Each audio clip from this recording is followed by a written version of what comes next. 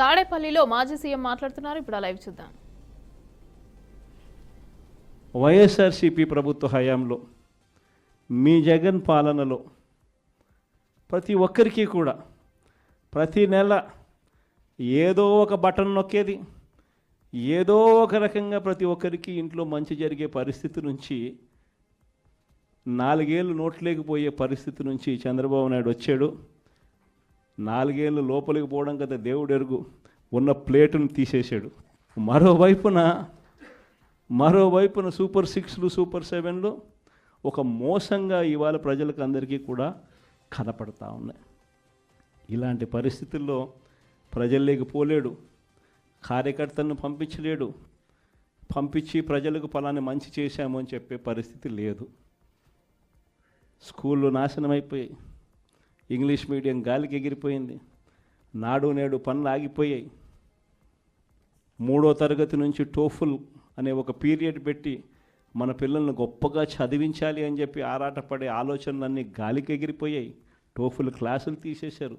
Subject teacher కాన్సెప్ట్లు 3వ తరగతి నుంచి పెట్టిన పరిస్థితులను గాలికి ఎగిరిపోయాయి. 8వ తరగతి పిల్లలకు ప్రతి సంవత్సరం ట్యాబులు వచ్చేటివి, గాలికి ఎగిరిపోయాయి.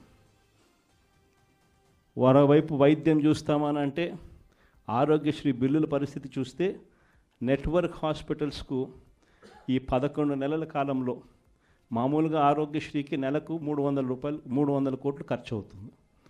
11 నెలలకు ఈ పెద్ద మనిషి ఈ నెట్వర్క్ హాస్పిటల్స్కి పెట్టిన బకాయిలు ఎంతో తెలుసా? 3,500 కోట్లు. 3,500 కోట్లు నెట్వర్క్ హాస్పిటల్స్కు బకాయిలు పెట్టినాడు. అంటే ఆ 300 కోట్లు నెల నెల ఇవ్వాల్సింది 11 నెలల్లో ₹1 ఇలా. చివరికి నెట్వర్క్ హాస్పిటల్ ఆరోగ్యశ్రీ పేషెంట్లకు వైద్యం చేయడానికి సుముఖంగా లేని పరిస్థితి ఈరోజు రాష్ట్రంలో కనిపిస్తూ ఉంది.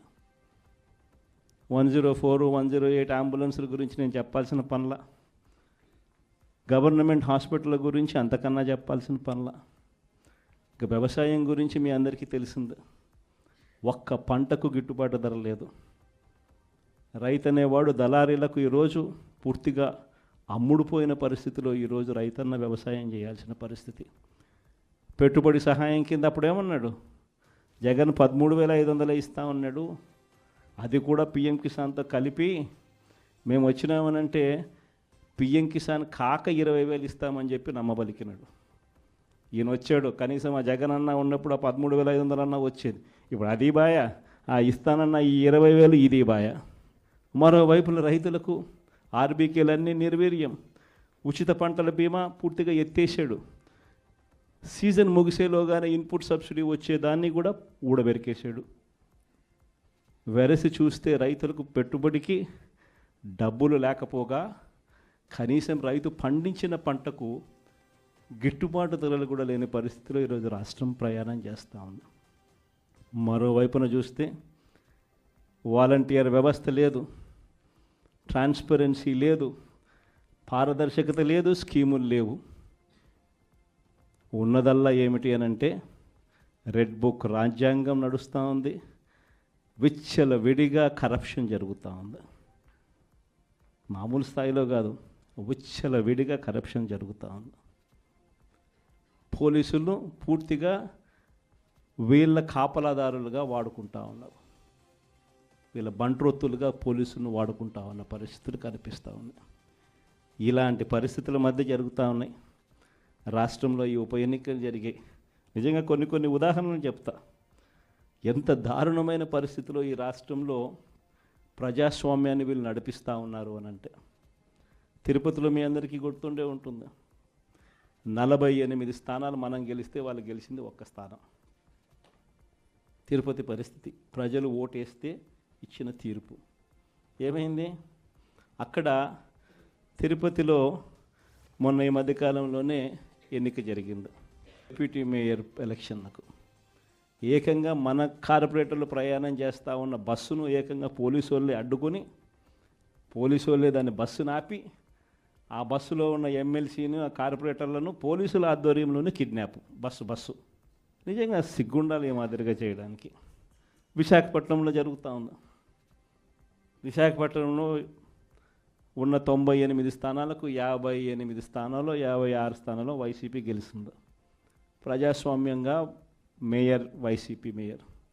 అలాంటి ప్రజాస్వామ్యబద్ధంగా గెలిచిన మేయర్ మీద అవిశ్వాస తీర్మానం. మన కార్పొరేటర్లందరినీ మనం క్యాంపులోకి తీసుకొని పోయి మనోళ్ళు పాపం జాగ్రత్తగా పెట్టుకునే ప్రయత్నం మనోళ్ళు చేశారు. క్యాంపులు లేకపోతే ఇళ్ళకు పోలీసులు వస్తున్నారు, వచ్చి భార్యలతో మీ మొగుళ్ళు ఏడుండారో మీరు చెప్పకపోతే మిమ్మల్ని స్టేషన్లోకి తీసుకొని పోతామని చెప్పి పోలీసులు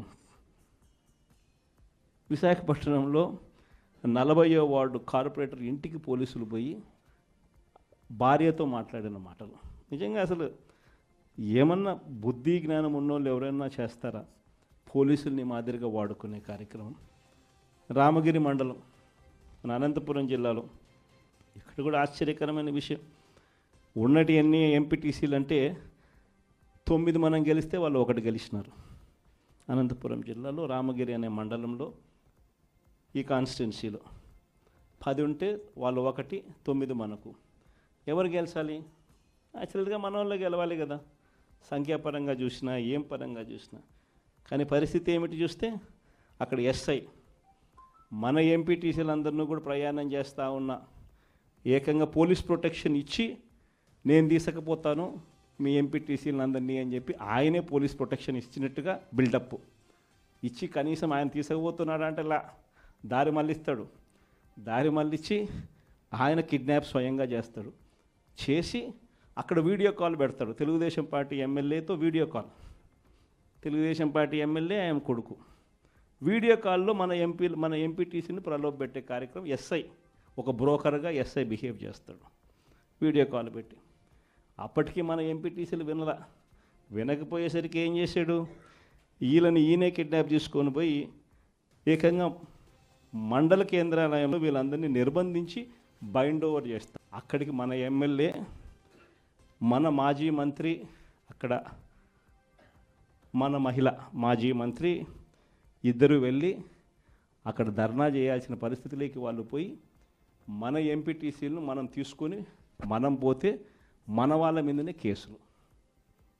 చివరికి అంతటితో కూడా ఆగిపోలే. ఆ మండలంలో భయం రావాలట. ఆ మండలంలో భయం రావాలని రామగిరి మండలంలో ఏం చేశారు? ఒక ఇంపార్టెంట్ బీసీ లీడర్ను, లింగమయ్య అనే ఇంపార్టెంట్ బీసీ లీడర్ను చంపేసినారు. పోలీసులు ఏం చేస్తూ ఉన్నారు? పోలీసుల సమక్షంలో ఏకంగా చంద్రబాబు నాయుడు గారు ప్రతి కాన్స్టిట్యున్సీలో చేయిస్తూ ఉండేది ఏమిటి? ఇదే నిజంగా ప్రజాస్వామ్యం? ఈ మాదిరిగా నిజంగా ప్రభుత్వం అన్నది పరిపాలన చేయాల్సింది ఈ మాదిరిగా చేయాలనా? ఇంకొక ఎగ్జాంపుల్, రామకుప్పం అంటే స్వయాన చంద్రబాబు నాయుడు గారు సొంత కాన్స్టిట్యున్సీ. చంద్రబాబు నాయుడు గారు స్వయాన సొంత కాన్స్టిట్యున్సీలో రామకుప్పంలో 16 ఎంపీటీసీలకు 16కు 16 మనమే గెలిచినాం. పోటీ పెట్టలా కనీసం ఈ మనిషి. పోటీ పెట్టినా వాళ్ళ ఒడుగు డిపాజిట్లు కూడా రాలా. 16కు 16 మనం గెలిస్తే అక్కడ ఎంపీటీసీ ఎన్నికల్లో మనకి ఎవరికి రావాలి మరి ఆ పోస్టు? మనకే రావాలి కదా. అక్కడలా 6 మందిని ప్రలోభ పెట్టాడు, పట్టి 6 మందిని తీసుకున్నాడు. సరే 6 మందిని ప్రలోభ పెట్టి తీసుకుపోయినా కానీ మిగిలిన 9 మంది మనం ఒకరేదో చనిపోవడమో అనర్హత జరిగింది. మిగిలిన 9 మంది మన దగ్గరే ఉండరు. అట్లా వేసుకున్నా మనమే గెలవాలి కదా. ఏం చేస్తున్నాడు? వాళ్ళు ప్రయాణం చేస్తూ ఉన్న బస్సులు దారిలో పోలీసులు అడ్డుకుంటారు.